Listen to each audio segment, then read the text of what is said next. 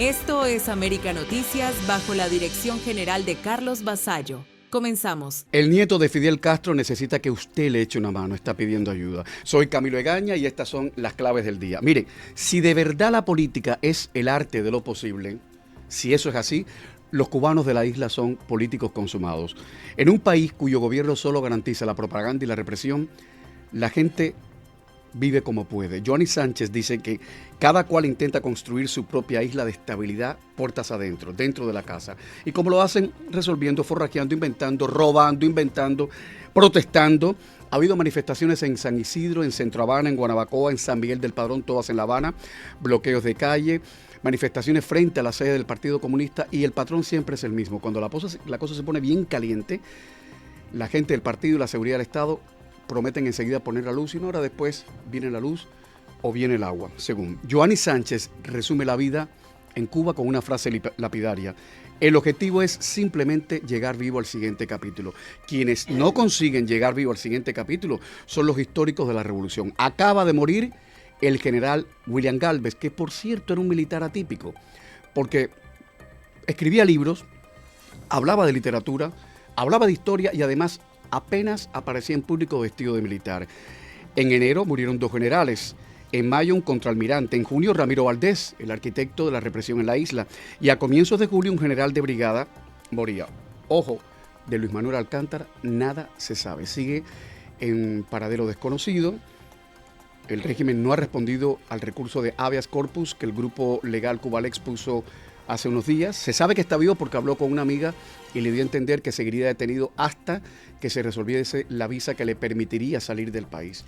Hablando de salir del país, 9 atletas cubanos, entre ellos una campeona mundial de canotaje, se han fugado a Canadá.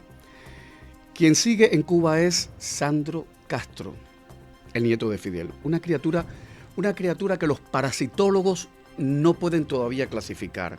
Ahora le está pidiendo al exilio dinero. Dice que él necesita que usted le eche una mano. Está pidiendo dinero para crear un grupo de beneficio de ayuda social a familias vulnerables. Nadie sabe de qué va esto porque legalmente no lo ha establecido. Sandro Castro maneja un Mercedes, toma cerveza sin parar, fuma habanos, dice que es un emprendedor, es dueño de un bar con precios que dan vértigo, se disfraza de Batman, oye esa música que llaman reparto, adora a los gatos, pero sobre todo Sandro se adora a sí mismo. Es un ser grotesco que apenas articula una idea completa. Sandro Castro es el hombre nuevo de un régimen muy viejo y muy decrépito. Si les parece bien, titulares.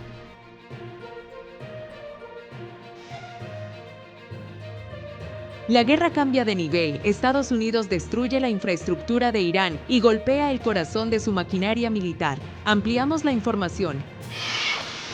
Mientras Washington aprieta el paso, Bruno habla de baño de sangre y el régimen cubano eleva el tono de la amenaza. Tenemos los detalles. El Pentágono mueve fichas en América Latina, regresa el entrenamiento de guerra en Panamá y la presión sobre Cuba sigue creciendo. Otro cubano bajo la lupa de ICE, 5 armas, casi 800 balas y un pasado que complica su futuro en Estados Unidos. Información confiable y al momento, aquí en América Noticias. Además, Miguel Cosío con el abogado Marcel Felipe. El cerco se cierra a las nuevas sanciones y las próximas jugadas de Estados Unidos contra el régimen cubano. Félix Guillermo con el economista Elías Amor, el turismo se hunde, el derrumbe de la industria turística y el nuevo golpe a las finanzas del régimen cubano.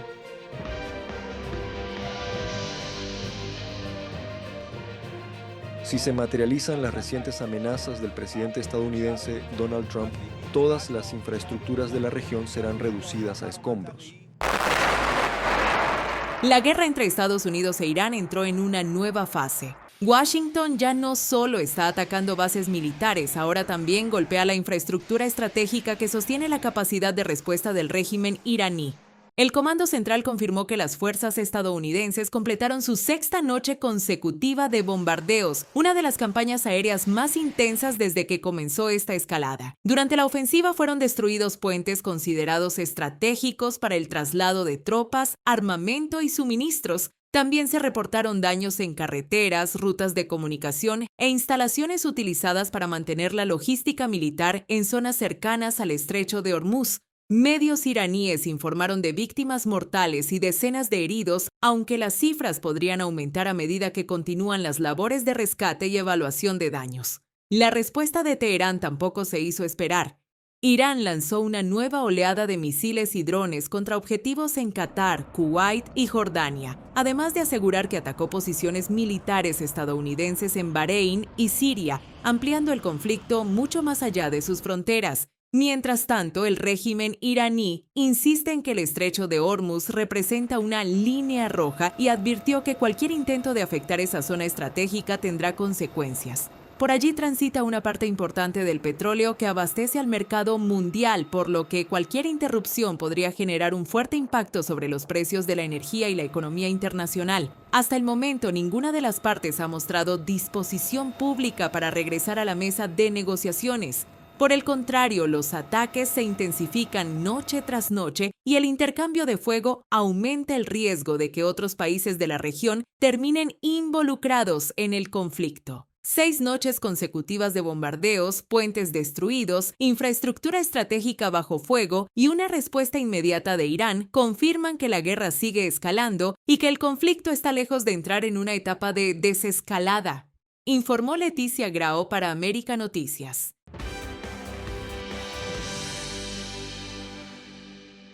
El gobierno de los Estados Unidos parece haber escogido un camino peligroso, un camino que podría llevar a consecuencias inimaginables, a una catástrofe humanitaria, a un genocidio, a la pérdida de vidas de cubanos y de jóvenes estadounidenses, podría llevar a un baño de sangre en Cuba. 24 horas después de que salieran a la luz los reportes sobre escenarios militares que el Pentágono habría evaluado para una eventual crisis con Cuba, el régimen cubano respondió endureciendo su discurso. El canciller Bruno Rodríguez acusó a Estados Unidos de librar una supuesta guerra psicológica contra la isla y lanzó una de las advertencias más fuertes del año. Aseguró que cualquier ataque contra el régimen provocaría un baño de sangre. Rodríguez afirmó que las informaciones publicadas por medios estadounidenses forman parte de una estrategia para medir la reacción de la opinión pública y volvió a insistir en que Cuba no representa una amenaza para Estados Unidos. Sin embargo, desde Washington no ha habido confirmación de un plan para atacar a la isla. El Pentágono evitó comentar escenarios militares hipotéticos y funcionarios estadounidenses señalaron que, por ahora, la prioridad estratégica de Estados Unidos continúa concentrada en Oriente Medio. Las declaraciones del canciller llegan en medio de semanas de máxima presión sobre La Habana. La administración Trump ha reforzado las sanciones contra empresas vinculadas al aparato militar cubano, ha endurecido las restricciones económicas y mantiene un discurso de presión para que el régimen impulse cambios políticos y económicos. Mientras tanto, el secretario de Estado Marco Rubio volvió a insistir en que la dirigencia cubana aún tiene la oportunidad de escoger un camino de reformas antes de que la situación empeore. Por ahora, la confrontación sigue librándose en el terreno político, diplomático y económico, pero el intercambio de advertencias entre Washington y La Habana mantiene la atención puesta sobre una relación que atraviesa uno de sus momentos más tensos de los últimos años, informó Camilo Lavastilla para América Noticias.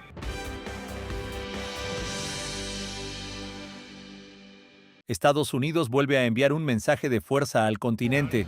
El Pentágono reactivó en Panamá el histórico entrenamiento de guerra en la selva, un programa que permaneció cerrado durante 25 años y que ahora regresa en medio de una creciente tensión con el régimen cubano.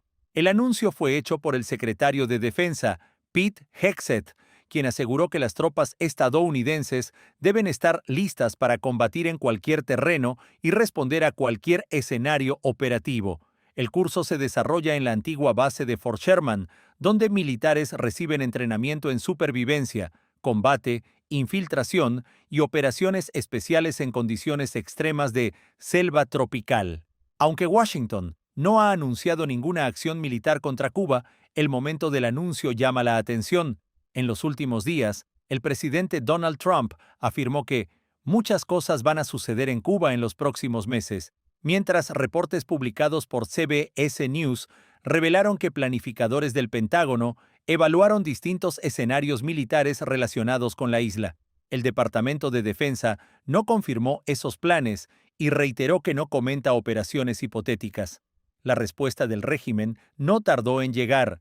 El canciller Bruno Rodríguez denunció una supuesta guerra psicológica de Washington y advirtió que cualquier ataque contra Cuba provocaría un baño de sangre. Por ahora no hay una operación militar anunciada, pero el regreso del entrenamiento de combate en América Latina, las nuevas capacidades del ejército estadounidense y el aumento de la presión sobre el régimen cubano reflejan un escenario de tensión que sigue creciendo y mantiene al Caribe bajo estrecha observación, informó Camilo Lavastilla para América Noticias.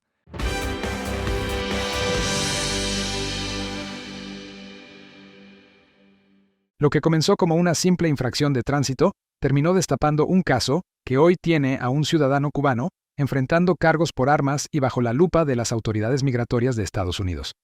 El detenido fue identificado como Frank Osmani Díaz Tamayo, de 37 años, residente permanente legal en el país. Según las autoridades del condado de Sumner, en Tennessee, agentes del grupo antidrogas lo detuvieron el pasado 10 de julio por conducir demasiado cerca del vehículo que tenía delante y cometer una infracción de carril. Antes de registrar la camioneta, un agente le preguntó si llevaba armas. La respuesta del conductor fue: «Haz tu trabajo». La inspección reveló 5 armas de fuego, de las cuales 3 figuraban como robadas en Texas, además de casi 800 cartuchos de munición de distintos calibres. Pero eso no fue todo. Investigadores aseguran que Díaz Tamayo cuenta con un amplio historial relacionado con armas y narcóticos. También tenía órdenes de arresto pendientes en Colorado y Nebraska por procesos vinculados con drogas y armas, aunque él afirmó desconocerlas. Ahora enfrenta cargos por posesión de arma de fuego por un delincuente convicto, robo de armas de fuego, posesión de parafernalia para drogas, conducir sin una licencia válida y varias infracciones de tránsito. La justicia fijó una fianza de $110,000 que fue pagada, por lo que abandonó la cárcel con un monitor electrónico colocado en uno de sus tobillos mientras continúa el proceso judicial. ICE confirmó además que Díaz Tamayo es residente permanente legal, pero informó que revisa su estatus migratorio debido a sus antecedentes y a los cargos que enfrenta. La legislación estadounidense contempla que determinados delitos relacionados con armas pueden derivar en un proceso de deportación, incluso para residentes permanentes. El próximo 27 de julio volverá a comparecer ante un juez. Mientras avanza el proceso penal, también está en juego su permanencia en Estados Unidos, informó Enrique López para América Noticias. Un nuevo informe presentado en Ciudad de México vuelve a poner bajo la lupa la millonaria ayuda enviada desde el gobierno mexicano al régimen cubano. La investigación elaborada por Consorcio Justicia concluye que entre 2022 y 2026 fueron transferidos más de $1,678 millones en petróleo y asistencia, además de miles de millones de pesos destinados a la contratación de médicos cubanos y otros programas, todo ello, según el informe, sin auditorías independientes, sin controles efectivos y con escasa rendición de cuentas. El documento sostiene que el debilitamiento de los organismos de transparencia y de los contrapesos institucionales en México permitió que estos convenios avanzaran prácticamente sin supervisión pública.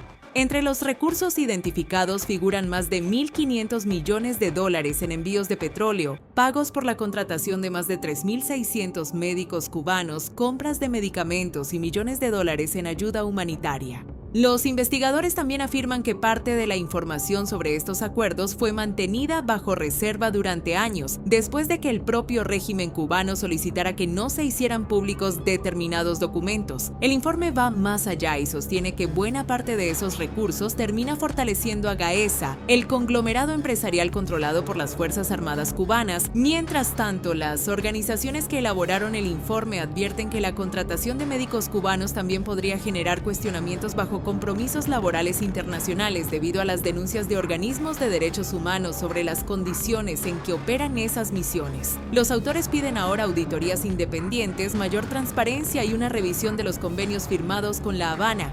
un nuevo capítulo que reabre el debate sobre quién termina beneficiándose realmente de los millonarios recursos enviados desde México, el pueblo cubano o la estructura de poder del régimen. Informó Leticia Grau para América Noticias.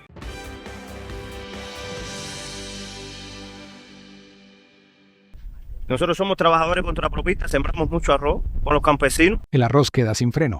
El régimen elimina el tope de precios. El régimen cubano acaba de mover otra de las piezas más sensibles de la mesa. Ahora le tocó al alimento más básico de la dieta de millones de familias, el arroz. El Consejo de Ministros eliminó oficialmente el precio máximo de venta que estaba vigente desde el año pasado y dejó en manos del Ministerio de Finanzas la facultad de fijar el nuevo precio cuando lo consideren necesario, sin necesidad de una nueva aprobación del Consejo de Ministros. Aunque todavía no se ha publicado la nueva tarifa oficial, el cambio ha disparado la incertidumbre entre una población que desde hace meses compra el arroz muy por encima del precio fijado por el Estado. Arroz a 750 pesos el kilo.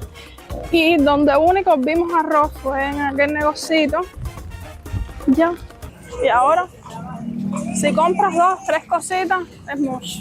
En muchos mercados de la isla, una libra ya se vende entre 250 y 400 pesos, mientras que en el mercado informal ha llegado a superar ampliamente ese valor. De ventas de cilindros en dólares, decisiones que forman parte de una serie de cambios económicos impulsados por el régimen para modificar el sistema de precios. Todo ocurre mientras el peso cubano continúa perdiendo valor.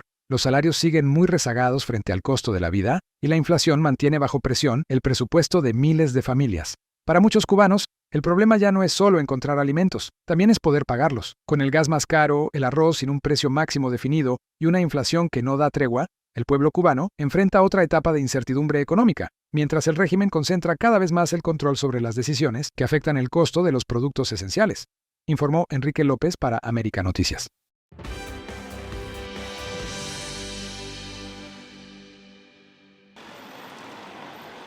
Enfermarse en Cuba se ha convertido en una carrera contra el tiempo.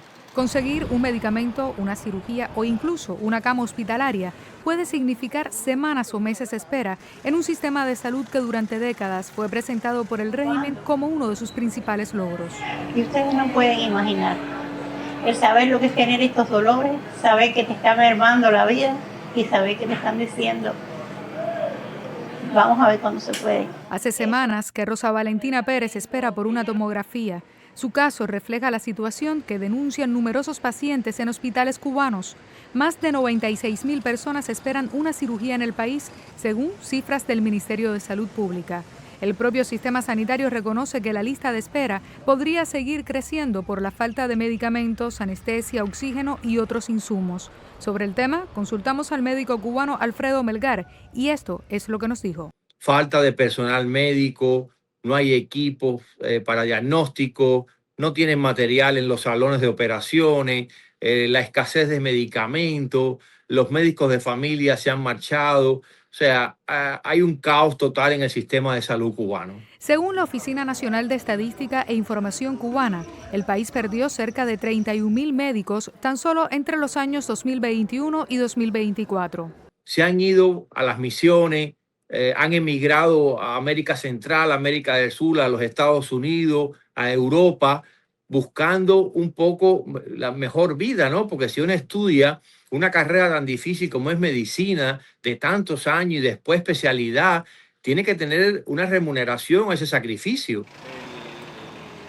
Aunque el régimen cubano atribuye el deterioro del sistema sanitario al embargo estadounidense y al endurecimiento de las sanciones, el doctor Melgar sostiene que la crisis responde también a años de falta de inversión y a una política económica que ha priorizado otros sectores por encima de la salud. Ellos sí tienen dinero.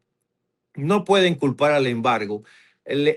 Por las misiones médicas que yo mencionaba, han obtenido millones de dólares de Brasil, de Uruguay, de México, de Italia, de África. ¿Dónde está ese dinero?